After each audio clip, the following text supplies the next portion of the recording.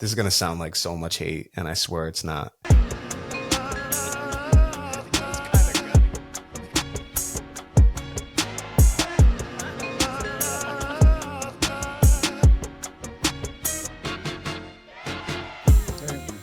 Kyle, do you want to just hop into your tiers? I can absolutely do that. Obviously, I did this. God, did you go top 32 teams, or all 32, or just go only 14 that are in the playoffs? It's all 32, baby. We kept it just how we did it from training camp. And I was about to say, I think I did this maybe week 3 or week 4 of preseason, like coming out once I knew there was like what we had for injuries and stuff like that. I'm gonna just get into it because obviously I split this up between playoff teams and non-playoff teams. The non-playoff teams shouldn't take too long. This is the what the fuck are y'all doing tier. I got 4 teams in here. There's a clear team that could be 5 in here, but they got their own tier. You'll see this as we go along. I got the Patriots, the Tennessee Titans, the Las Vegas Raiders. I still, every time, want to say the Oakland Raiders and the New York Giants, Tim's New York Giants. Those are the 4 teams where I'm just like, what's going on here? What are we doing? Keenan, your thoughts, though, on Gerard Mayo being fired? We have not talked about this. I think that if they have Vrabel in the ready, then it's something that I'm fine with.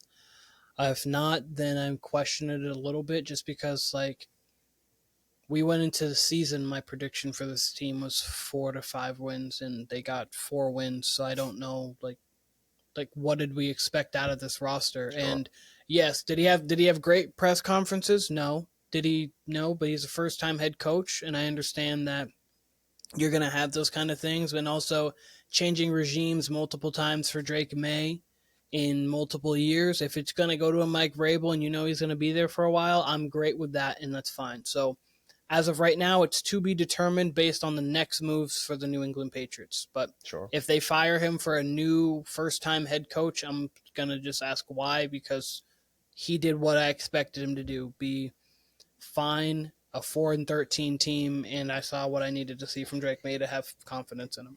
What if that first-time head coach is Ben Johnson? As cool as that is, I don't know how he's going to be as a head coach. We've seen offensive minds be very good head coaches. Clearly, Sean McVay. We've seen other ones, but we've also seen offensive minds, Josh McDaniels, not be a great head coach. So you don't know what it's going to be like. So that would be a to be determined one. I would have to be basically, you better be good, essentially, and we better be making the right decision. That would be fine. Like, it'd be cool because we'd have a good offense. But like, I don't know if he's going to be a good leader of men and a good head coach, or if he's just really a good mind. So, don't know. Follow up on that real quick. Would you have kept Mayo?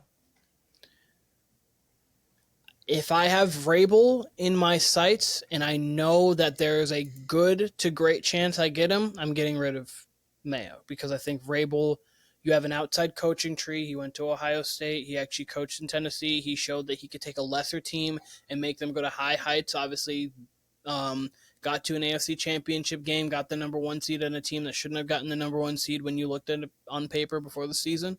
So you have an outside coaching tree, but still understands the Patriots. So I think that's perfect. If it's not Vrabel and it's just some random person, then I would have kept Mayo. Because I think that you can't really judge off of this season to me, because the expectations for this team were 4 to 5 wins, and he got 4 wins. I just don't. He did what I expected. Essentially, I agree with basically everything you said, Keenan. Mayo got such a raw deal. Belichick's contract, right? He clearly got fired, mutual parting ways, whatever, but his contract probably would have went another 2 or 3 years, which was the original plan, that Belichick coaches out his contract, then Mayo comes in, right? Then you've got an older Mayo. I'm not looking here, but I'm going to guess Mayo's between 38 and 45 years old, right? Maybe probably 41, right? Which is super young for a head coach. And we saw that this year. There was honestly not much at all I liked out of Mayo, other than I heard his players defending him. That's a good sign. Let's take Antonio Pierce, who got fired today, who I thought, I didn't like some of his like punting decisions on 4th down. I thought he could get conservative but I thought his players played for him, and I didn't think they were nearly as sloppy as the Patriots on a game-to-game basis. The Patriots were one of the most ill-prepared teams in the league, game to game. That being said, Mayo should have got this job 3 years from now, 2 years from now. This year, obviously, he's ill-prepared. So Kraft is just – the Krafts are a wildly incompetent front office right now, pointing it at them, right? And that's exactly it. I don't think they would have got rid of Mayo if it's not Vrabel. They're interviewing Vrabel tomorrow. I'll be highly shocked if by next Thursday, next Wednesday, whatever, that Vrabel's not the head coach. And if he's not, yeah, there's absolutely no reason to fire Gerard Mayo, because who the fuck are you getting after that, truly? And, you know, if it's a young guy, if it's another just OC, whether it's Ben Johnson or whoever it is, if it's some just new blood guy, you might as well have kept Mayo. And I actually thought, you know, bringing up Antonio Pierce, I thought the Raiders should have kept him. I thought his players showed more than enough that they respect this guy, that they're playing for this guy. They at least look prepared. And they had a shitty roster, much like the Patriots. And that's all I want to see from a team that has no roster. If you have no roster, at least come prepared. The Raiders did that. The Patriots didn't. Mayo should have been the coach 2 years from now. Then on that, we can go. Tim, how do you feel about your Giants? We thought maybe they'd keep Dable. They're keeping the GM as well. How do you feel about this? The direction of the team? You guys got what pick do you got now? 6, 7? We're at 3. You guys are at 3. Okay, so you leapfrogged us. We went from the 1. Yeah, we were tied for the 1, but the tiebreaker puts us at 3. Okay. Okay. So how do you feel? How do you feel going into the season? I feel fine having Dable there. I think, you know, the season kind of got away from you. You let go of your quarterback that you just paid a bunch of money to. You don't have Saquon anymore, so you're trying to fill that void. We saw good stuff out of Neighbors. Didn't see a whole lot out of the defense, but then again, Lawrence gets injured. We lose, quite a few key pieces. So the season kind of got off the tracks immediately, and then it just went all downhill from there. So I wasn't expecting after the first month of football us to even win another game. So I honestly don't care. I'm fine with them keeping Dable because the normal Giants would have just fired him and then just restarted this, perpetual machine of get a coach, get 1 year out of him, and then suck and then fire him. So I'm fine with them keeping him. I do think they should have fired the GM, though, because absolutely. These are many, many mistakes here. We signed the wrong guy. We signed Daniel Jones instead of giving the money to Saquon. We then let Saquon go, and the owner literally said, I'm not going to feel good. I'm not going to sleep at night if he's a Philadelphia Eagle. Well, guess what? He's a Philadelphia Eagle. And then there was a quote that said, what's he going to do, run for 2,000 yards? Yep, he literally did. In 16 games, not even in 17. Exactly. In a traditional 16 game. And then now, even the Brian Burns trade isn't looking so hot. He didn't play too well. They gave him a boatload of money, and it's mostly guaranteed. So there's just, deal after deal after deal that I don't love from the front office here. So that's my take. They should have got rid of the GM, keep the coach, but usually when they get rid of the GM, they clean house. So I get it. Real quick, if I have the chance. Hi, Keenan Warner, Warner Brothas Podcast co-host. Question for Timmy. Would you trade up? Would you try to trade up? It's really tough. I think my decision to trade up would be just we really got to evaluate the Browns and say, are they ready to take a quarterback right now? If we think no, and we don't think they're trading their pick, I think Travis Hunter would look great in a Cleveland Browns uniform, and I think Cam Ward would look great in a Giants uniform. So that would be my ideal draft, is just stay where we're at. Don't give up anything. The Browns could totally pull a San Francisco 49ers and be like, hey, we're about to take your guy. You got to trade up, and then move back one spot and not take the guy that they said they were going to take. So they're going quarterback 100%. So if they don't think that they can get it at 3, they have to trade up. But I think they can stay at 3, and I think the Browns don't take a QB. One more quick question. That's interesting. I hope now. I hope we get a left tackle out of Texas. I think that we can get receivers we can definitely get receivers later in the draft because every draft's a receiver-heavy draft. I also would like to get a running back in the draft, too, because Ramondre likes to fumble. But, this is a heavy running back draft, too. That's one thing I wanted to point out was, Kyle had brought up about press conferences. one of the reasons I think Gerard Mayo was fired is because he's totally just a liar. He doesn't like believe in his own philosophies. He literally says multiple times throughout the year, ball security is job security. Stevenson fumbles, and then they go, hey guys, ball security is job security. We're going to think about making some changes. Doesn't make any changes. The season goes how it goes, and then says the exact same thing like 2 months down the line, and then still doesn't bench him. But then there was multiple times that said that Ramondre Stevenson will not be starting this game, and he was on the first drive. First play of the game, there's Ramondre Stevenson. That's a big thing for me. Yeah, exactly. Is when they're like, if he says something, you got to own up to it. You got to be like, that's what I mean. You can't just say it and then not mean it. Like, what do you mean? I guess ball security is not job security because it didn't cost him his job. Yeah, no, I don't understand that at all. But one thing I was actually going to ask you here too, real quick, and then we can move on. I know we're talking about these tiers more because it's our favorite team, and then obviously your favorite team. But would you pay Sam Darnold money? 3 years, $100 million, or $100 million guaranteed, $170 million for 3 or 4 years. And then now you have a quarterback. You can use that pick there to maybe get Travis Hunter, maybe get another tackle. Obviously, I know you have Andrew Thomas and who's your other tackle? I cannot think of his name. Evan Neal, but he's pretty much but he's not great. So you can have Banks, I believe is his last name, from Texas, but he's a surefire guy. You could either get that, you could get receiver, you could even trade your pick down at that point because you don't need the quarterback, and someone else might want to go up and get Hunter if you don't want Hunter, bubble, whatever the case. Can I add to that real quick? Would you pay down? Can I add to that real quick? Would you pay Darnold? Sure. Real quick, because I was going to ask the same thing. Let's open it to the Vikings QB room in general, not just Darnold. Would you trade for JJ or JJ? It really depends on what we're giving up. If we're giving up the 3 for JJ, hell no, absolutely not. If you're saying we could give up like a second now and a future second or something like that, and then we take a shot on JJ, I'm okay with that. So you'd rather Cam Ward than JJ? I would rather Cam Ward than JJ, 100%. Okay. And would you rather Cam Ward than Sam? I think I would rather Cam Ward than Sam. I think we got to get a guy that Daboll likes, and if that means signing Sam, if he likes him, sure. But we've already seen, bad deal after bad deal for this front office here. So I just feel like it would go bad. A situation kind of like Geno Smith, where he has that resurgent year where he plays really, really well, but then you realize over the next 2 years he's not a QB that's going to win your Super Bowl. If we're trying to get Sam as like a bridge QB and take a QB in like a year or two, sure.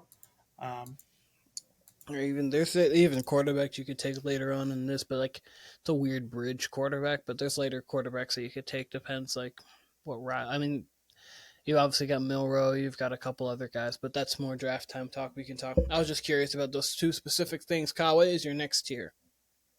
We'll sprint through before I get to my next tier. Let me just quickly summarize these guys. Like, obviously, the Raiders are paying 3 head coaches now. All right, so like, what the fuck are they doing? I saw some people yesterday saying they want to bring Gruden back for a 3rd time, which would be insane. Obviously, we talked about the Patriots. If they get Vrabel, they're good. Titans, what the fuck are they doing?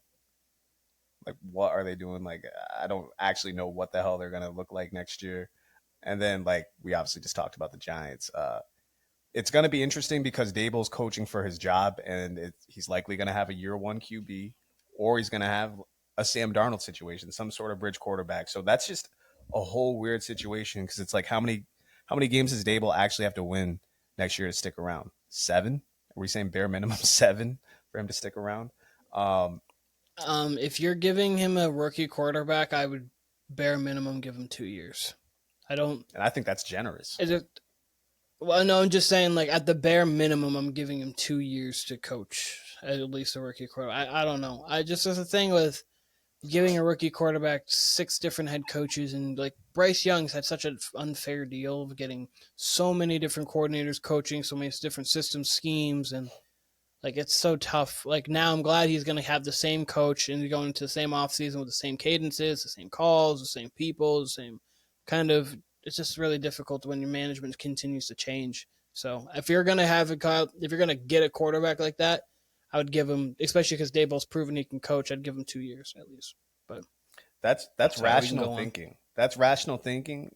And the reason why I got him there is because I could see a world where Giants win 6 or 7 games next year and they just fire Dable. And it's like, what was the point? Like that, I envision a world where he's getting fired next year. If you're going to fire him next year, just fire him this year. Exactly. Like, start a whole new. Exactly. I kind of think what they're like hoping is that they have a Washington Commanders type situation next year where they bring in the quarterback and they win, close to double-digit games. Like, I could totally see what Kyle just said. You win 6 or 7 and you get fired. I mean, it doesn't really make sense. Why'd they even keep him this year? But I think that they're hoping for a full turnaround. The way it was Dable's first year, I think that that's what they're expecting. They better nail the draft. That's all I'm going to say. This next tier, it's a team by themselves. You know them, you love them, you might hate them. The New York Jets. Reason why is they could obviously be any given year out of the last 25, 30 years. You could put them in, what the fuck are y'all doing?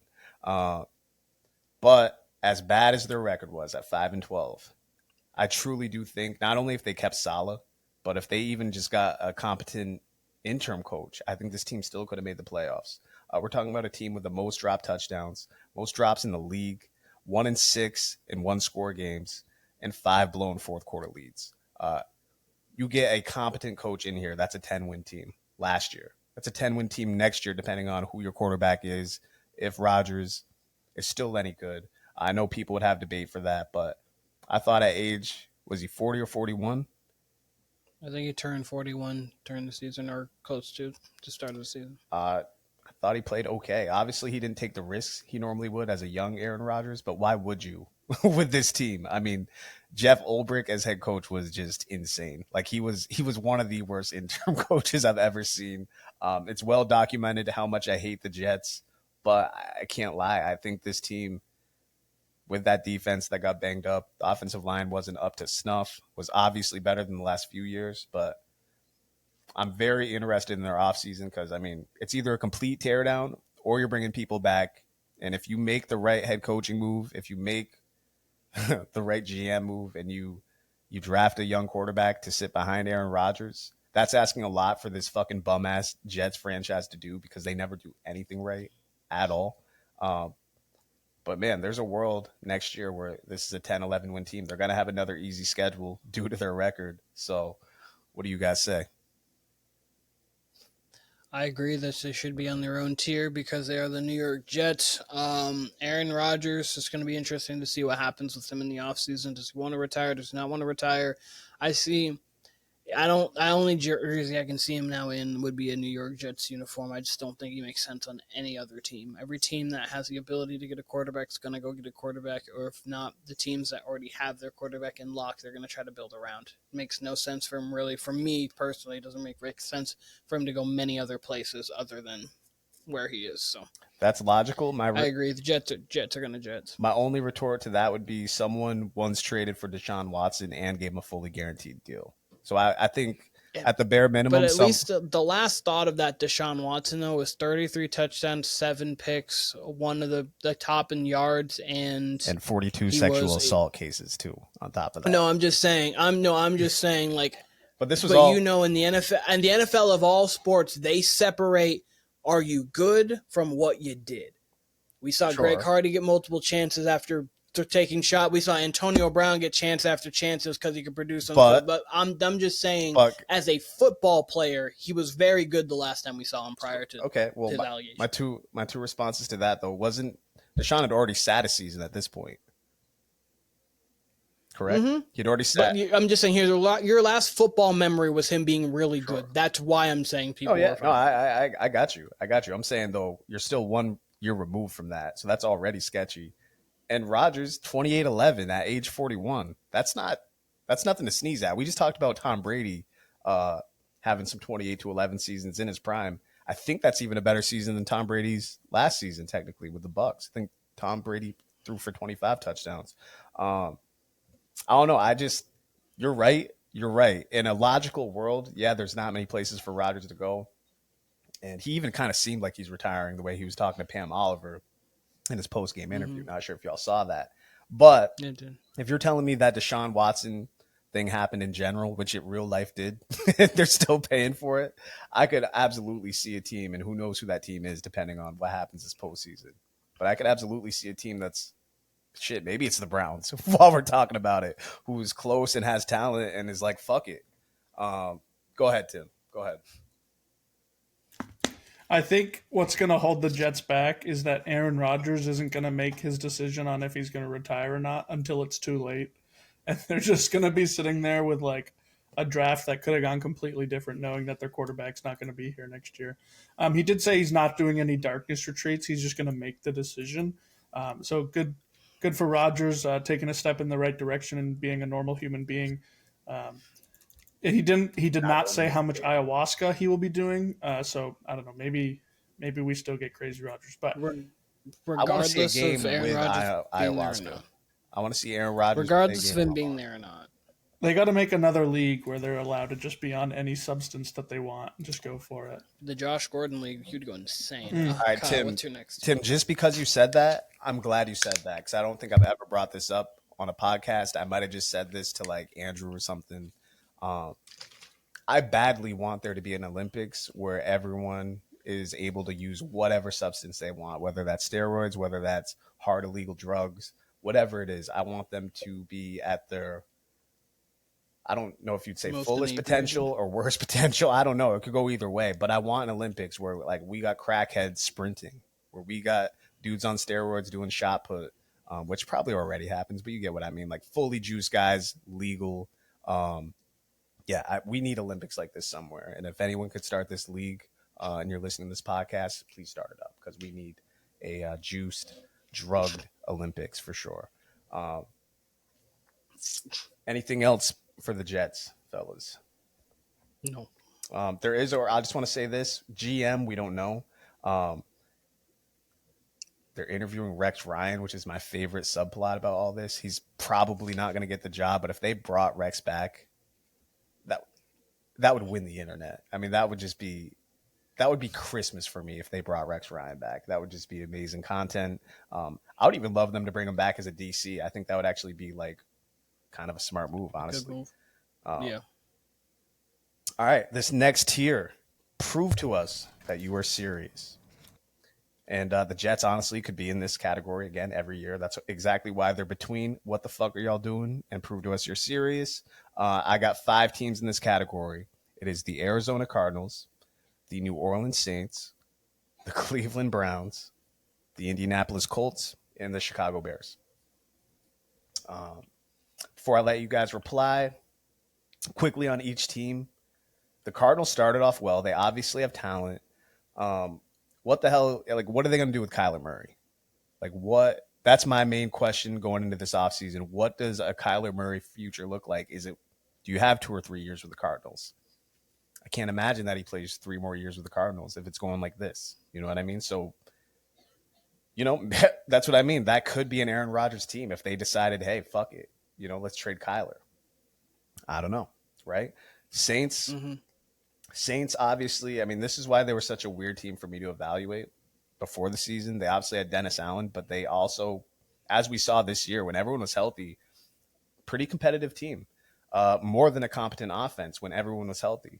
So depending on who they're bringing back, depending on who their coach is, I mean, this during the Sean Payton era, during the Drew Brees era, a very competent franchise.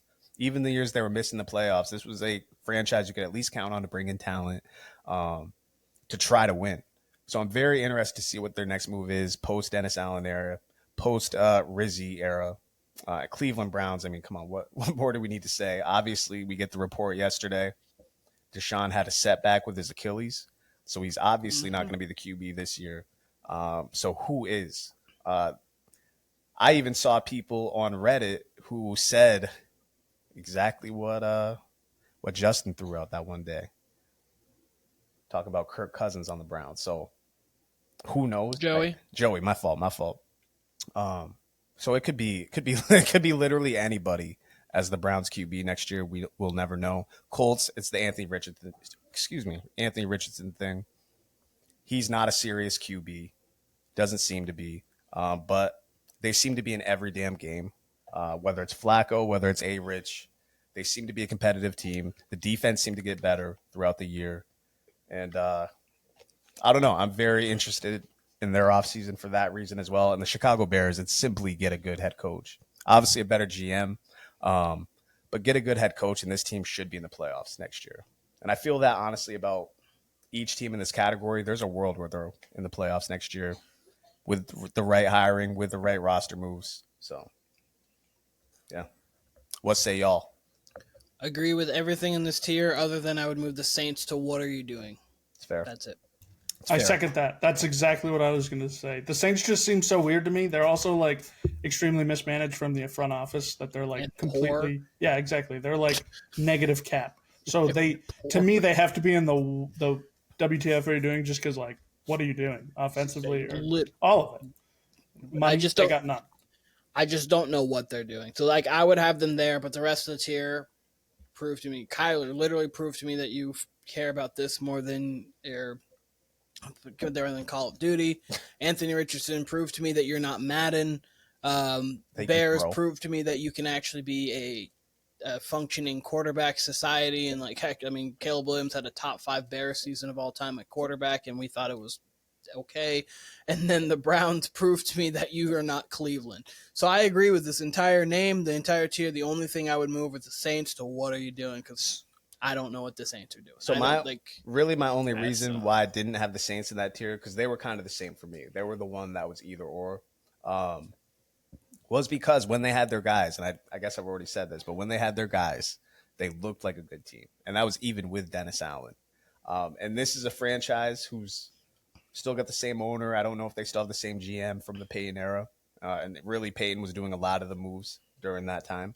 But if they, aside from Dennis Allen, this has been a good franchise. Obviously, that was 3 years worth of Dennis Allen.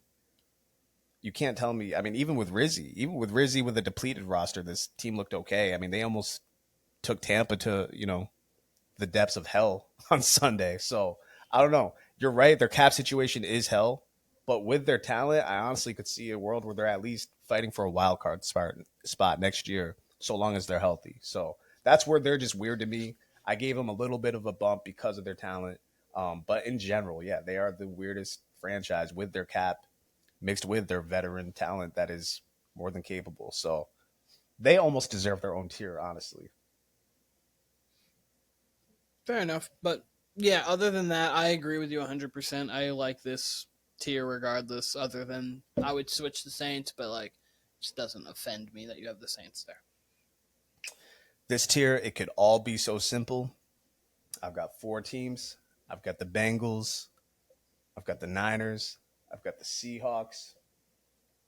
And I've got the Dolphins. These are teams who I believe in just this year. In a perfect world, they could have made the playoffs this year. Every one of these teams, actually, aside from the Niners, 3 out of the 4 teams were a game out, essentially, from the playoffs or had tiebreakers. And, in the Niners' case, it was all health. So all 4 of these teams, they do the right offseason moves, like Bengals in their case, improve on the defense, make the right DC hire. Dolphins, they got to figure out the Tyreek Hill situation. He just pulled a Jimmy Butler, obviously. Rough week for any Miami fan. Niners, they just got to get healthy and, round out the edges, really. Get more talented. They proved to be good drafters, outside of the whole Trey Lance situation. So get more talented, stay healthy next year for them. And same with the Seahawks. Actually, I know a lot of people love the Mike McDonald hire for the Seahawks, but there was times, obviously, he looked like a rookie head coach to me, namely in that last game when they were fighting for something. I forget who they were playing. I think it was actually the Vikings. They tried a 60-yard field goal instead of just punting it and making Darnold go the entire field. That was one of the dumber decisions I saw all year. But in principle, I thought they played well for him. Geno, he was throwing picks. He was kind of having a mini Jameis Winston season, honestly. But they got a ton of talent there. They looked to be in pole position at various points of the season to win the NFC West. So those are 4 teams that it's not inconceivable to see them in the playoffs next year. Like, not only that, but also winning their division, possibly. I mean, Dolphins got a ways to go, but all 4 of these teams have talent. They just got to do the right things in the offseason, figure out basic things, and, yeah, they should be right back to where they want to be. I agree with this whole tier because it all could be so simple for all of these rosters and Could all be. of these things. That just have to little things that each of them have to do to get back right, but they all have the foundation to be a perennial playoff team. So I agree with the whole thing. Who would have thought that the New England Patriots were the real reason that the Cincinnati Bengals did not make the playoffs this year?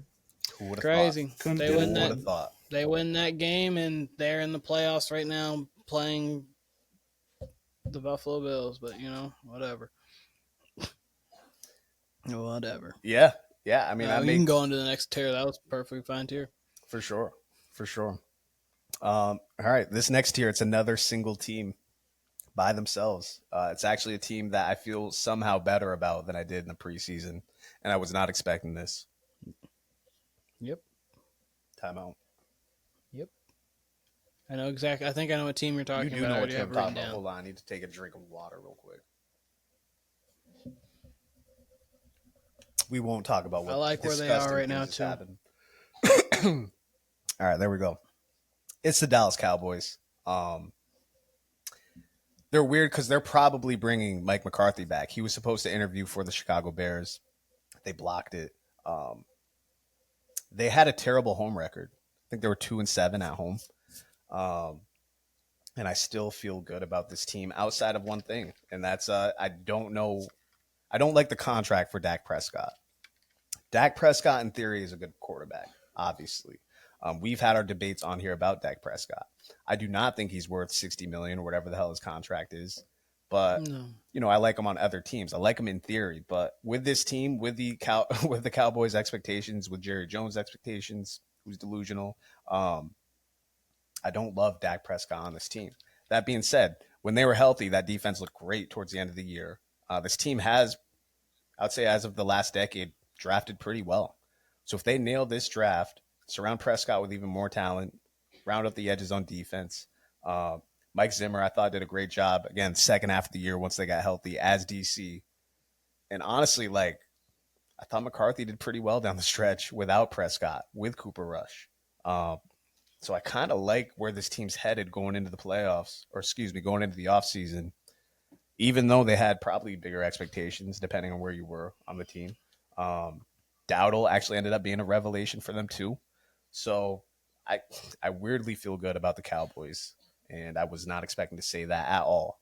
Especially even going into week 10, I wasn't ready to say that, but I don't know. I think the whole McCarthy thing's weird, but in general, I do feel good about this team. What say y'all? Jimmy first. Micah Parsons came out and said that they're going to win the Super Bowl next year. Okay. All right. I will shave my head if the Cowboys win a Super Bowl next year. I'll do it live on the stream. That's how much faith. Let's all air shake to that. We got a timestamp that was at about January 8th at 11:12. 1:10 mark of this podcast, roughly. Okay. There you go. That's it. Tim, you should feel great about that. I don't see the Cowboys. Exactly. We get the same thing year after year with them. I don't care what they do. They might surround them with talent. They might look great on offense next year. I don't think it's going to matter. It never does. I have a question. I think they should have. Go on. What was Micah's reason for that they're going to win the Super Bowl? I have no idea. He just said it's going to feel so good when we hold that trophy next year. And it's yeah, he's a true Dallas Cowboy. Know. He's a true Dallas Cowboy. He also said when they played the Eagles and they got whooped by the Eagles, he said, it was only 5 bad plays that really determined that game. If you're talking about the touchdowns, sure. I guess so. I guess that's kind of how football played, though. There were a lot of big plays for them. Saquon was running all over them. They were taking deep shots for touchdowns. It was more than just 5 plays, Micah. I think you're a little bit delusional here. I don't know. I get it. In my opinion, they needed to fire McCarthy, and they needed to start fresh. They also should fire Jerry Jones, but can't do that. They asked him about that, and he said, I didn't buy this football team not to be the general manager or something along those lines. And I'm thinking there's 31 other team owners. None of them do this. So, I don't have too much to say on them. I think they're going to be exactly where the Cowboys have been for the last 2 decades. I I'm fine with them having on their own tier. I like what they have, but again, I think it's just going to come down to they're going to need to overcome their own culture. And do you think Dak Prescott can do that? That's what it comes down to. I would trade Prescott. I'm If you gonna be honest. I would trade Prescott. That's just me. To who I don't know who's taking that contract. And they have so much money there. That's what you'd have to wait a couple years. I'm just saying you got to give me what I gave out a few weeks ago, my Kings of Content trade, and that's Prescott for Aaron Rodgers. Give it to us. Reunite McCarthy with Rodgers. We don't have the Belichick side of this now. Rodgers, Mike McCarthy, Dallas Cowboys, Jerry Jones. Let's get it done. Let's get it done, fellas. But you would have to. At this point, it comes down to can Dak Prescott when you can overcome obstacles and adversity and win you a Super Bowl. I think this is always going to be a team that's well put together. It's going to be a team. They're kind of at the moment in just a different way, and obviously there's much more attraction. They're just the NFC Steelers. They're going to just be right around. They're going to just be around wins, but they're not going to win anything at the moment. Obviously, the Steelers haven't been really. They went to one, but they did go to an AFC Championship game in 2016. Got dog walked, and Chris Hogan played the same exact game as Julio Jones did. But that's neither here nor there. Let's go to this next year. Got nothing else. Only thing I would say to that, I get the comparison with the Steelers. I completely get it. Like that is the AFC equivalent, but the Cowboys got to be in a tier with it's like the Steelers mixed with the Lakers mixed with the Kardashians or something like that. Like that's all I can give the Dallas Cowboys. They can't do anything normal. This was actually the most normal year for them. Like they lost their quarterback. They kind of paddled back. They got healthy. Like it was actually kind of a normal year for them. And they actually, again, this is why they're in between it could all be so simple because they could fall into that tier. They could also fall into this tier. I expected to have way more teams in this good vibes tier, but it's just the Panthers and the Falcons, the two NFC South teams. Obviously not the Saints, obviously not the Buccaneers, but the other two NFC South teams. I think everything felt great going into the offseason. Obviously, the Falcons had a weird end of the season, and they could easily, had they benched Kirk Cousins maybe a week or two earlier, they could easily be playing this weekend. They clearly are not, but the vibes seem good. Penix looks good. That offense looks good. They really just need a defense. You can make an argument they could be in it could all be so simple tier. I could put them in there as well. And then the Panthers, Bryce Young just looked far better the last 6 to 8 weeks of the season. I don't know if y'all saw this. I didn't see this until yesterday. He did the Steph Curry no look on a touchdown pass. Like that's supreme confidence. That is so far removed from what we saw from Bryce Young, not only last year but the beginning of this year. You have to feel good if you're a Panthers fan. They looked like a train wreck at just week 1, week 2, week 3. They looked like a train wreck, and now they look like a competent team. Dave Canales looks good. We could be talking about this team for the division next year for sure. So those are my two teams for the good vibes. Could throw the Cowboys in there as well. I 100% agree with this. Atlanta's a weird good vibes. The only thing that's not good vibes against them is they just paid Kirk Cousins $90 million for 1 year of play for 14 games of solid play. It's good and bad. Yes. Other than that, though, they did draft a guy who looks like he can play. They have offensive talent around that guy who can play. They're going to be competing in the division. So I agree with you that they're a team with some good vibes there. And then the Panthers are the definition of vibes right now for a team that's not in the playoffs. I think with the Falcons, from the limited sample we saw from Penix, I'm happy with it. I think, going forward, you can't really ask for much more. They played pretty damn well in all these weeks. Sure, they didn't win enough games, right? He was only 1-2 as a starter, but he definitely looked more competent than Kirk Cousins. He lost 2 overtime games, or 2 overtime. Yeah. The Commandos go to overtime? Yeah, they have 2 overtime games. He lost 2 overtime games, and then should have won that blowout. game. Raheem Morris tried to run out the clock that game. Actually, it was he won 2 overtime. Yeah, it's pretty silly. It's also funny that a year ago, almost a year ago, we were criticizing the Falcons for their quarterback decisions, but we were doing it for the wrong quarterback. We were like, what the hell are they taking a quarterback at 8 overall? Turns out we should have been saying, what the hell did they just pay all this money to Kirk Cousins for? So that's kind of funny. I think the Panthers, I think we see it in Bryce Young. You know, I don't think many people ever said after the first year that they thought Bryce Young could make it back. They thought, you know, train wreck. And then after the first 2 or 3 weeks of the season, they were like, yep, that's it. This is it. He's over. He's done. We get the Andy Dalton stint. And then from that point on, he played really, really well. He eliminated 2 teams from the playoffs, eliminates the Cardinals, eliminates the Falcons, beat a few teams that they definitely were underdogs in. So played with the Eagles, played with the Chiefs, played with like he ended the season, his last 3 games, all over 100 rating, 7 touchdowns, no picks. And this team still is not very talented. They could still use a good wide receiver. They could still use tight end. They could still use offensive line. Like, they can't really mess up this draft. If they just take any players that can play on the field for a full game, then they're good. Mm-hmm. Tim, and at pick 8 that they have there, they might McMillan from Arizona, the wide receiver from Arizona. He is a monster. That possibly could be someone that could fall into their lap at 8, and if that would be a great choice for him. Someone to get him there that can actually maybe be a playmaker, and then hopefully get some offensive line help, and then to build that defense up. But I like what they got in Carolina. But we can move on unless Kyle has something else to say. So what Tim just said is a perfect segue to the playoffs. We say pretty much every offseason how like you can take 7 or 8 teams out of the playoffs because that's what the turnover rate seems to be, is about half the playoff teams you can take them out. This year it was only 4. And like Tim just said, Panthers, if they nail the draft, Cowboys, Bengals, Dolphins, Niners, Seahawks, like it's going to be a tough year next year. I think we're going to get like a lot of just 8, 9, 10 win teams. That's usually how I expect the season to go, especially now that it's a 17-game season.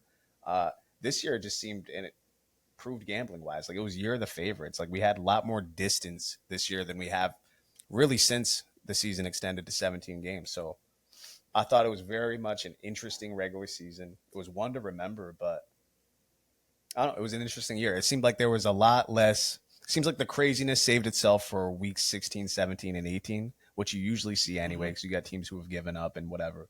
But I don't know. It seemed like much more of a chalk season than usual. And the four playoff teams being excluded, only 4, that would prove, that true. So without further ado, we're going to move to the playoff teams. I actually tiered these fighter style. I actually tiered them by weight classes.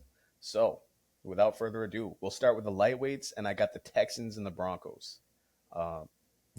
You guys actually, when I logged in, you guys were discussing about the Vegas odds, how the Texans had the longest odds at plus 10,000, and the Broncos had it at plus 8,500, I believe. So plus 1,000, plus 8,500.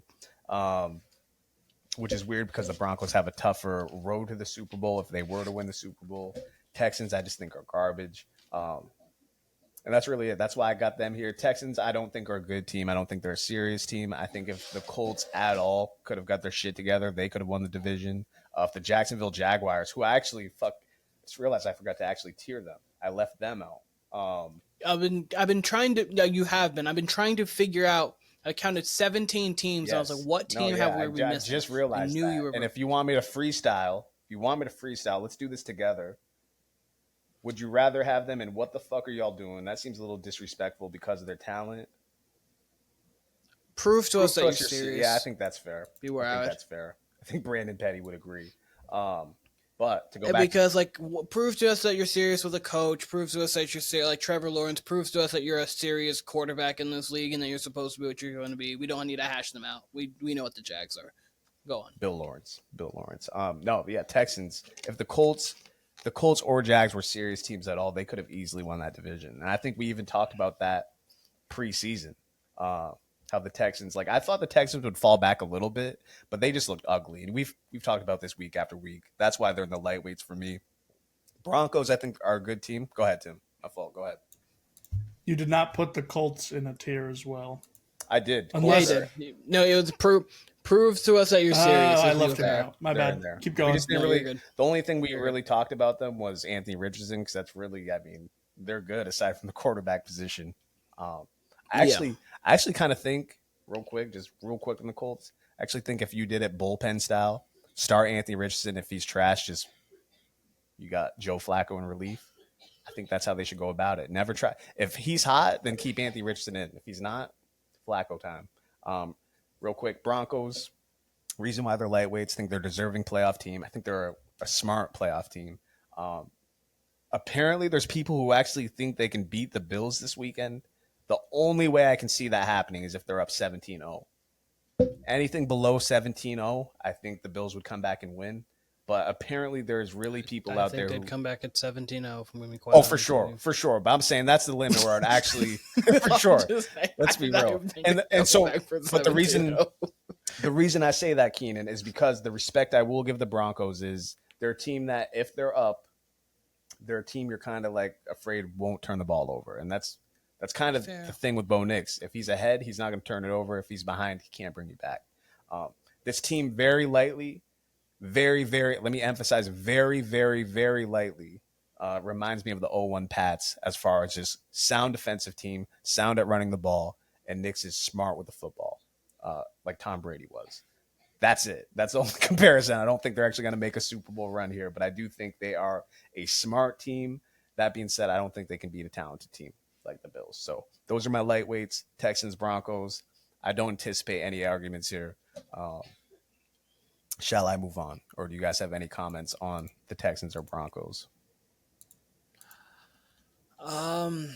No, they're right there. I'm gonna keep going because I'm interested in where you have everything. I actually did a little tier myself of the top 14 teams, and I wanted to see where it compared to yours. Okay. Continue to go on, and I want to see. And afterwards, I'll see what we have. Next, we have the middleweights. I've got 3 teams in this tier. I've got, and 2 out of these 3 are extremely hard to evaluate. And maybe I'll do this as the weeks go on, honestly, depending on how this goes. But I got the Commanders. I've got the Pittsburgh Steelers. And I've got the Rams of LA in this tier. And I see Tim reacting specifically to the Rams. And that was probably the toughest team to tier here. And I'll tell you why.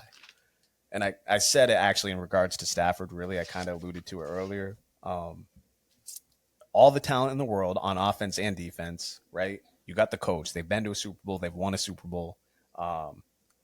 Stafford's a great QB. Yes. Why aren't they more explosive? Why aren't they more consistent? That's really been my thing with the Rams. That's why, to me, they're a sleeping giant. But I couldn't put them in a weight class above because we just haven't seen it consistently week to week. And honestly, the Seahawks kind of had to shit on themselves for them to get in this position, along with the Cardinals. That's the only reason why the Rams aren't higher. I do think they're a sleeping giant, though. I do. I was mainly reacting to, I thought you were going to put the Chargers in this tier. That's what I was kind of reacting to. But I agree that the Rams have been kind of disappointing the last month, even 2 months, all the way back to that Dolphins game, where we started seeing them just be very inconsistent, not very good in the red zone, not very competitive. So I could very well see a first-round exit for them. So I agree. And then the other 2 are kind of teams like the Steelers. What Steelers are we getting? Are we getting a good defense that's going to be a low-scoring football game, and Russ is going to play like a good game manager, and maybe Pickens isn't fighting with a DB 40 yards down the field? Maybe. It's a special move. It's a signature move. And then the Commanders, it's like, rookie QB, you can't really put them much higher than this. And then there are flaws in the Commanders. Their defense still needs work. And then Brian Robinson, kind of absent from games sometimes. So I could see a world where the game just doesn't go their way. So Austin Eckler actually has been a little bit bigger of a loss than you would expect. Sure. Very true. McNichols isn't the same kind of dual threat back as obviously Austin Eckler's there. I agree with a lot of this. I think that I like the Commanders here. I like the Rams here because With the Rams, I think we're getting into the same kind of position that we were with the Bucks when Brady was ending there. Obviously, they had won the Super Bowl the first year he was there. They got to the divisional round the second year, and then the third year they win the division, but they kind of limp in. And obviously the Rams, they went on like a hot streak when you look at the win-loss column, but the way they were winning these games, it wasn't like they were dominating. They were just kind of getting by. But they were getting W's. So they credit to them for getting W's, and that's what a veteran team does. But I don't know. They're in the same kind of almost nostalgic feel of, oh, we've seen it before them win a Super Bowl with this kind of Cooper Kupp or a receiver who is explosive. Obviously, Puka's the more explosive out of the two now. Matt Stafford still can make plays. Sean McVay is there. Obviously, they don't have Aaron Donald, but Jared Verse has been playing well this year. This defense has young pieces up front that can do something. So, we're almost nostalgically saying this team is, some people, nostalgically, we've seen it before, so this team can do it, even though they may not be able to. So I like where they are. Yeah, it's I don't think any one of us would be surprised if they're playing championship weekend, right? Championship Sunday. I could see them there, but also I would have to see it happen. You know what I mean? So that's where I'm at with them. They just aren't consistent enough. Yeah. Maybe if this is an 11-12 win team, I've got more confidence. Steelers are a team that the entire year, comparatively, if I'm doing it by weight class, I had them pretty much in the light heavyweight division most of the year. They obviously fell off a cliff. They obviously look better even against the Bengals. I'll say that. They kind of got – it's weird. It's a good matchup for them against the Ravens, but it's also a shitty matchup because the Ravens are obviously explosive. But Tomlin has historically played Harbaugh and the Ravens extremely well. So, I mean, to me, it's either going to be a blowout this weekend in favor of the Ravens, or it's going to be a close game, close, low-scoring game, and I'd probably lean that way, even though we just saw the Ravens kind of hand it to the Steelers. And the Commanders, I've kind of said this all year whenever we've talked about them. Their offense was great to begin the year. Jane Daniels gets injured. We have the Hail Mary. And then they kind of fell off a cliff offensively. They kind of became average, I would say. But their defense seemed to pick it up here and there. They actually remind me very much a lot like the Buccaneers, who I could have put the Buccaneers here too. And actually probably will now that I'm looking at it. And we'll talk about it. We'll save the Buccaneers for a second. But I think the Commanders are basic. I think they're the Spider-Man meme when it comes to the Buccaneers. I think both of these offenses can light it up. I think their defenses can honestly be more than competent when they choose to be. Other than that, though, I would not be surprised at a 44-40 game this weekend on either side of the ball. So light heavyweights, I've got the Chargers, Packers, and I've got the Buccaneers. And just looking at it, I almost feel like the Buccaneers should be in the middleweights, especially how they performed against the Saints. But, man, how Keenan talked about Baker earlier, this team continues to win not only when you don't expect them to, like with their injuries this year. Without Mike Evans, they continue to win.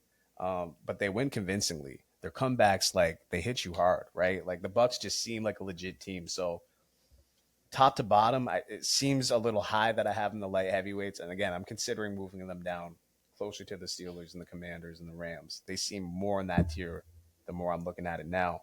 Again, the other two teams I got here are the Chargers and the Packers. I'll let you guys respond before I elaborate. Timmy, you go. I totally agree. I think what you just said is very true. I think you could move the Bucs down. I think you could potentially move the Chargers and the Packers down as well. I mean, both those teams, like the Chargers, I think in this tier, I'm kind of even on my confidence with the Buccaneers and the Chargers. I'm least confident in the Packers. They also just have a tough route to it. So, they got to play Philadelphia first week, so that's a tough one. And then just haven't loved what I've seen out of Jordan Love. I want a little bit more. I want to see him take over a game and kind of put that on his back. And he did just lose Christian Watson. That's and he just got injured for the 8th time, it seems like this year, honestly. That's another thing. We didn't even really bring it up, but he's been injured. This is now the 3rd time that he's been injured, right? He had the concussion, and then he had the groin injury, and now, what, is this a hip? What is this? Isn't it like his hand?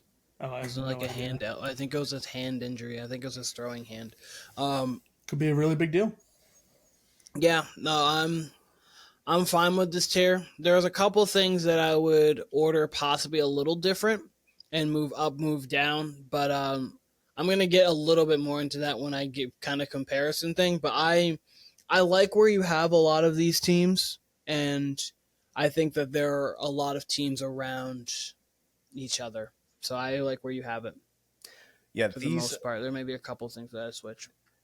these were not weight tiers. I'll say this: like we were going to do this last week, we're not able to, and there were some teams that are not in the playoffs that were, ahead of the Texans and Broncos. So this looked much different last week. I thought tiers were apropos, or excuse me, I thought weight classes were apropos for going into the playoffs. Thought it almost can tier them more perfectly. And that's the thing about weight classes. You can fight at middleweight and light heavyweight. So we can put, for instance, the Buccaneers in both middleweights and light heavyweight. Packers are extremely hard for me. That's a team that, I've mentioned it many times before the season. I thought about maybe picking them for the Super Bowl. Throughout the season, I thought they're a team that could contend for the Super Bowl. I like their run game, but yeah, the offense is there. The defense does not seem postseason tough enough. That being said, we've seen weirder teams go on a run than this version of the Packers. That's the thing, though. Jordan Love, like Tim just mentioned, Jordan Love's just super injured all year. It's hard not to say, though. Like I could see a world where they kind of turn it and go game managerish and make it a Josh Jacobs game and make it tough on the Eagles. But the other side of that is they would have to fucking stop Saquon Barkley, which I don't see. So this is more of a LaFleur pick, honestly, than it is their roster. I'm giving him most of the respect here, especially since we're gonna keep it with a boxing analogy here or a prize fighting analogy. We saw them knock out the Cowboys last year. Then we saw them go 12 rounds with the Niners last year. So a respect pick for them being in the light heavyweights, but you could honestly make the case that they belong in middleweights as well. Chargers, they did what they had to do. I mean, I thought that they would get to 10 or 11 wins this year with Harbaugh, with Herbert. On top of that, as Keenan said, Herbert's just looked more and more explosive as the weeks go on. And assuming they beat the Texans, I'm not saying that's my pick, but assuming they beat the Texans, I think that's going to be a tough game for them going into KC. Like, I feel like they would play KC very well. They did each game they played them. I think Herbert got injured in the first game. Could be wrong about that. Second game, though, they were pretty banged up, and they still played the Chiefs very well. So I think they're deserving of light heavyweight. I completely get what you're saying, though. We kind of got to see it with them. So we'll alter this, though. We'll alter this between the teams that we have going back and forth because it's weight classes. But I do think the Chargers, weirdly, out of the three, with them, the Bucks, and the Packers, I weirdly feel the most confident about the Chargers in that group. Okay. What's the next one? Next one. So we got Cruiserweight. If you're a boxing fan, this is between light heavyweight and the heavyweights. And I got the Minnesota Vikings here, which was the absolute toughest team to tier. 14-3. Was expecting a better game, obviously, against the Detroit Lions this past Sunday. Detroit came out with an excellent game plan. Was not expecting that from them. But 14 wins with Sam Darnold. They got a complete team. They got receivers. They got running backs. They got a defense, obviously, and they're extremely well coached. It's still Sam Darnold, right? But I got to give them the respect. I think they are better than the Chargers and the Packers and the Buccaneers. So that's why I got them in this tier. I feel like I can't all the way go to heavyweight, though. Even though you could make the case like they're more complete than a team like the Buffalo Bills.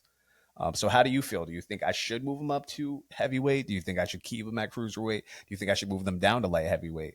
What do y'all think? I would not have them in heavyweight.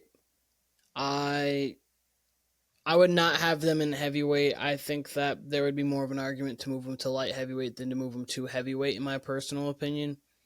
But I like where they are because I think they're kind of on their own-ish tier of kind of team. but I honestly would put the Packers next to them, in my Interesting. personal opinion. I know you guys feel a little different on that, but I So, would put the Packers close to them, and I'd have them on the same. going into the last 2 weeks of the season, Keenan, I think exactly, yes. I think I would have had the Packers right there. The only thing that's changed for me is, gun to my head, I like the Vikings defense better than the Packers. I think the Vikings are postseason tough, right? In general, just team for team, I do think they're on the same tier, but I think the Vikings are just that much more postseason ready. So I get what you're saying. That's really what gave me the edge over them. And then, obviously them losing to the Lions. Other than that, had they lost 30-27 to the Lions this past Sunday, Vikings would be right there in the heavyweights. And then again, the only reason I got them ahead of those other teams is they're a complete team. They still got Sam Darnold. The defense seems ready, but it's really a Sam Darnold thing. Tim, go ahead. What you just said, if they had really competed with the Lions, they would have been in a heavyweight, is why they have to be in this tier by themselves. They have to be in a tier above light heavyweights. This is a 14-win football team. We got to give at least some respect to that. So yes, that's my thing. In a 17-game season. And if they compete and they're a heavyweight, what are they if they beat the Lions and they're the 1 seed? So that's just I like where you got them here. The one thing that I don't love about the Vikings is now we've seen 2 games where they've struggled offensively in the red zone. They played the Jags. That game, I believe, was 12-7 or something like that. And it was just turnover in every red zone possession that they got. They would just fizzle it out, turn it over, whatever. And then we kind of saw that again with the Lions game. So that worries me a little bit. Hopefully they can shake that off, go in and give us a good game week 1. Who was their third loss? It was the Lions twice. And then who's their third loss? They lost to, oh golly, who was it? Give me a second. Must have been early on. Oh my gosh. The Rams on Monday Night Football. Yes, they lost to the Rams. That was Thursday night. Thursday night? They lost the Rams on Thursday night because it was the first game they had because we were not sure if Puka and Cooper Kupp were coming back, but then both of them ended up coming back. We thought Cooper would have been back, but Puka came back that night like too. week 6? Puka had a good game. It was 30-20. It was a make or break game for the Rams. Yes. It put the Rams to 3-4 and the Vikings to 5-2. But it was a make or break game for the Rams. Stafford threw for 4 touchdowns. Puka 7 for $106. Yes. This was week 7. This is the one where they missed the bad face mask at the end of the game in the end zone. Really bad on Darnold. So week 7 they lose. They play the Lions, if my memory serves correct, probably like week 10. They played them week 6. Week 6. Yeah, they had back-to-back losses because they started the losses, season 5-0. then they didn't lose. Man, again into the Lions. That's exactly what's hard about it. So they're not losing often. They only had 1 losing streak all year, and they obviously love Sam Darnold. He was your only question, and that game plan was specifically for him. Blitz Sam Darnold, make him uncomfortable, make him try to ad lib. And we'll talk about it more, matchup specifically. But yeah, I mean, that's exactly why they're a cruiserweight, not a heavyweight, not a light heavyweight. And yeah, they're completely in a tier by themselves. Let me get to the heavyweights right here. Ravens, Bills, Lions, Eagles, and then obviously the reigning defending champion, of course, the Kansas City Chiefs, in a tier by themselves. Bruce Buffer voice, Michael Buffer voice for reigning defending, but yes, Chiefs got that. Obviously, the reigning defending 2-time NFL champion of the world, Brittany Mahomes. But Brittany Jackson Mahomes. Jackson Mahomes. So I'm gonna respond to you and how you have this because I 99% agree with that top 5. I mean, I agree with the top 5. It's just I have a little something different. I'm going to show you how I have mine kind of tiered. I've kind of waited on a little bit of things because I'm gonna respond to you with my own response. So my bottom tier, I have is Denver, Houston, and I have Pittsburgh in that one. And that is And the reason why I have Pittsburgh there is I feel like the divisional round is their ceiling. The way they've played, the divisional round to me is their ceiling. They cannot. Yes. If they. Yeah, I agree with So that. like they win this week and they could get to the divisional round. I could see Houston beating the Chargers. I couldn't see them doing anymore. Denver beating, but like the divisional round is their ceiling to me. If they beat Buffalo, I don't think they're going on a crazy streak or anything like that. And then Pittsburgh. The next one is I think the divisional round is like their flourish. Obviously, these teams could lose wildcard weekend because they kind of have to. Like some of them play against it. Like divisional round is like. I could see them in the divisional round, and they might have an outside chance at the conference, and that is Washington, Tampa, the Rams, and the Chargers. I think all those teams definitely, if I saw them divisional round weekend, I'm not shocked. If I saw them in the conference championship weekend, I'm like, okay. They must have something would happen. Conference championship round. The next one's conference championship, and it's Green Bay and Minnesota. I can't see these teams getting to the Super Bowl, but I could definitely see them in conference championship weekend. I understand what you guys are talking about with Green Bay. They have a tough matchup against Philly that's going to make it difficult. But I could see each of these teams in conference championship. The next one, I have Baltimore on a tier of their own. And they are a team that they are obviously at their peak. They are Super Bowl talented enough to get there. But they're also a team that in the playoffs, especially with Lamar leading them, have not played at their peak for multiple games in a row. And for them, they'd have to go through the Steelers and the Bills and the Chiefs to get there. So that makes it a little bit more difficult. So they're a wild card for me. Could I see them in the Super Bowl theoretically if Lamar just like played phenomenal? Yes. But I also could see this team losing on wild card weekend to the Steelers. I mean, I couldn't really see. I mean, I don't want to say that. There is a world they could lose to the wild. If they're going to lose to anybody, it's the Steelers. Because they got their because number. it's the Steelers. They got their number. Because it's the Steelers. That's it. It has nothing to do with the fact that I think they're a wild card weekend kind of loser team. I got Just you. their match. I got you. And then the next one is a Super Bowl tier. I could see these teams winning the Super Bowl, and it's Buffalo, Detroit, and Philly, and then the champs, which are just the Chiefs. So I have mine really similar to yours. You just kind of have a couple things. You kind of got a the couple Ravens. things a little different. The main thing we disagree on, or that's really different, is you kind of got the Ravens in their own tier. So if I was to have how yours have it, I would have the Ravens and the Cruiser. That's interesting. I would have and I would have them there because of the fact that like I feel like they're a wild card. I get what you mean. I get what you mean. But I also get what you're saying in like. At their best, they are a true heavyweight. Yeah. But at the same time, sometimes they fight down, but they fight up. Like and that's. I'll say I'd this: have them in the Cruiser. We completely agree. I'm not disagreeing with yours at all. Like my light heavyweight division, honestly, is like I had to put someone there, but that's probably the one I feel least confident about with the Chargers, with the Packers, with the Bucks, because you could have all three at middleweight. You could have, like you said, Keen, you could have the Packers maybe at heavyweight. I think that would be a little bit too much respect. Maybe you could have the Packers at cruiserweight. Sure. Yeah. But the Chargers and Bucks specifically, Keen, and the Packers, they're each teams where like we've just seen weirder teams go to the Super Bowl. You know what I mean? We talk about the Giants. We talk about even the Bengals that one year they made it. No one really was picking them for the Super Bowl. Like the year Joe Flacco. The Bengals I would have put in the tier like that maybe could get to the champions, but like, and it's weird because when you think about it, it's like, oh, your ceiling is the conference championship game, but essentially you're like, okay, so that means you can be a top 4 team and you could play against the team that could get to the Super Bowl. So is your ceiling really?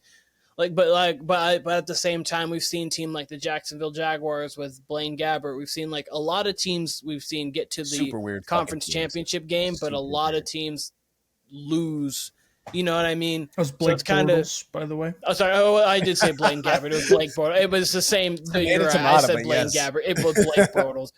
It's the same thing. It really wasn't different. They would have done the same thing with Blaine Gabbert, so it wouldn't have made it. That's the beauty of all this. It was Blake Bortles. Thank you. That's the beauty of all this. We're eventually going to do our brackets here before the weekend, and like it seems like it obviously never goes chalk, but this year especially, like we were just talking about the Bills and Broncos. That it should be.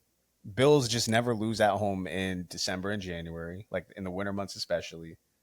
But like, we're going to leave that weekend. We're going to leave this coming weekend with one of these teams losing that we're like, what the fuck? And it honestly should be like a Packers-Eagles situation. But like, what if it's Lamar? Like you said, like, what if, you know what I mean? What if it's the Ravens and Lamar coming baffled.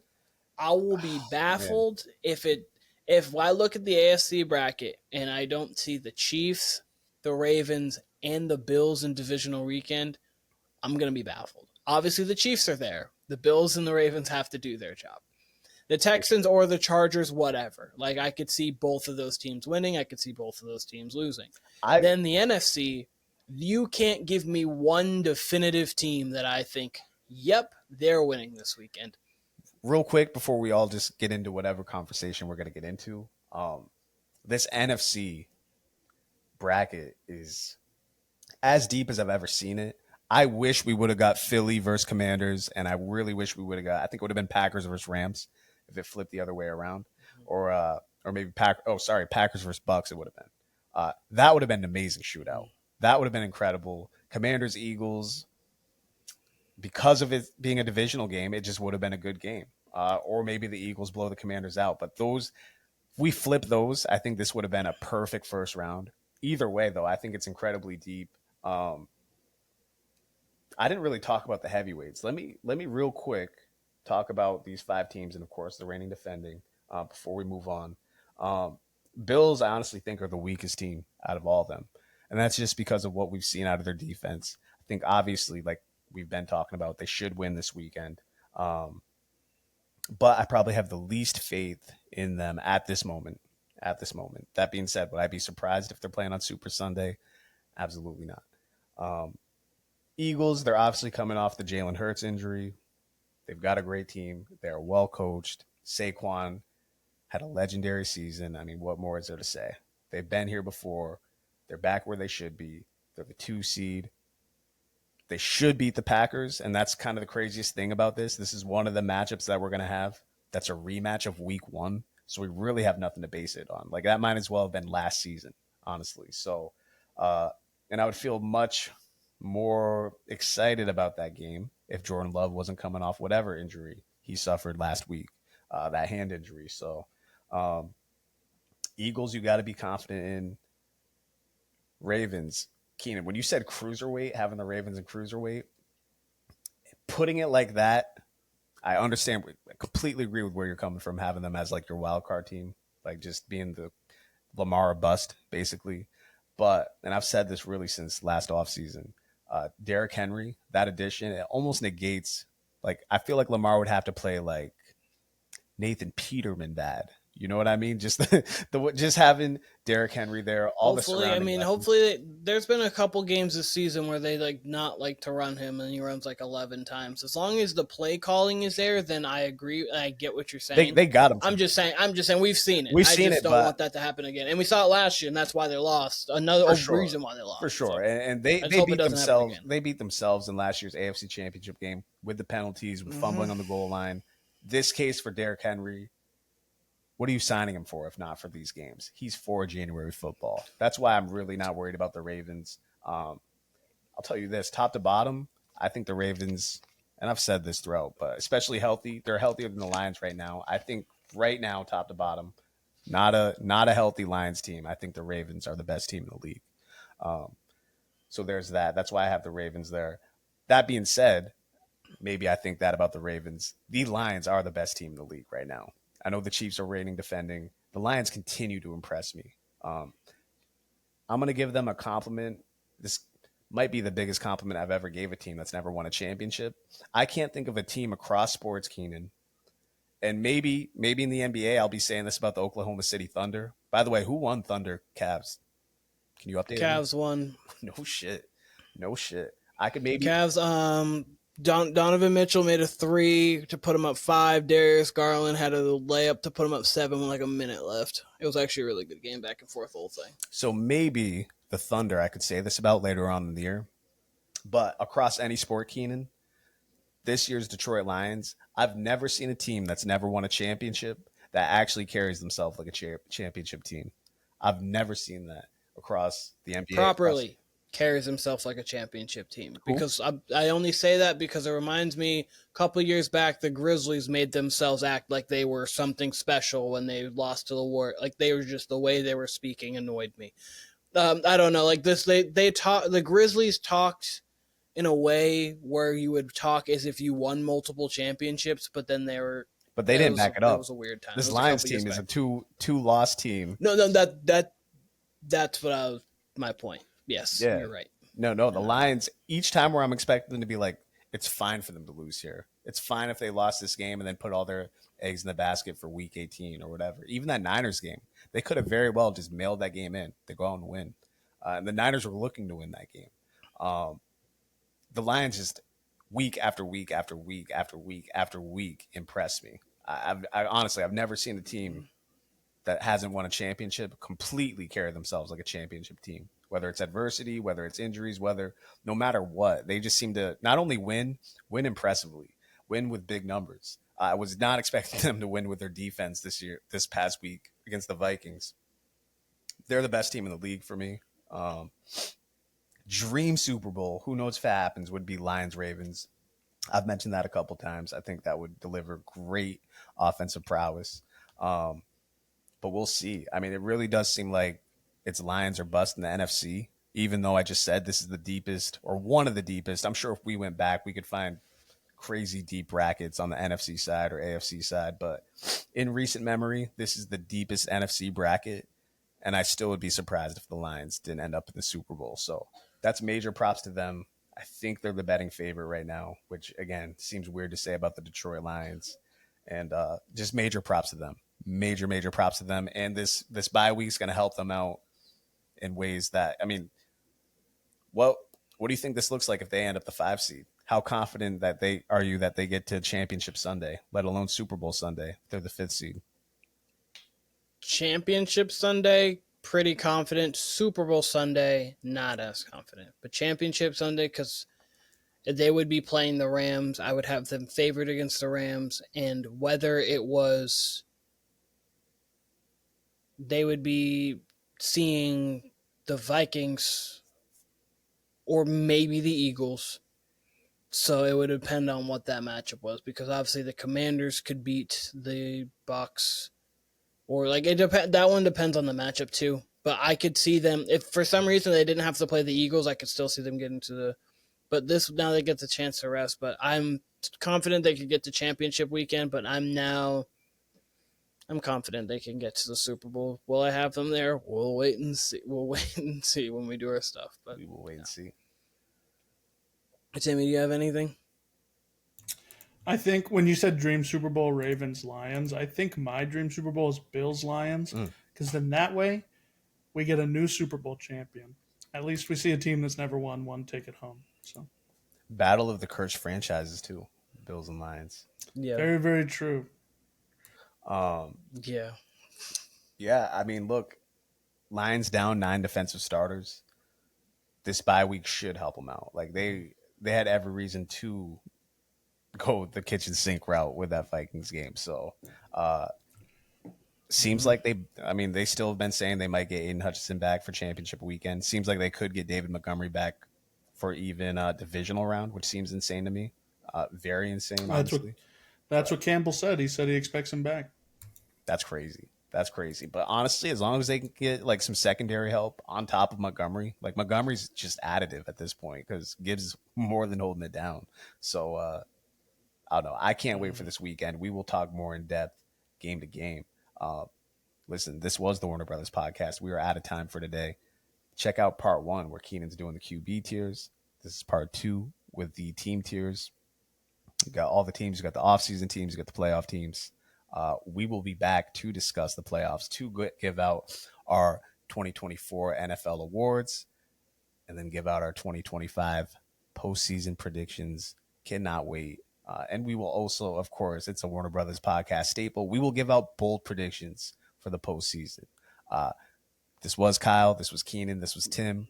We'll be back. Give one away. Brittany Mahomes will throw a pass this this postseason. Unfortunately, guys, Brittany Mahomes will be throwing a pass this postseason. That's my bold prediction. I got it.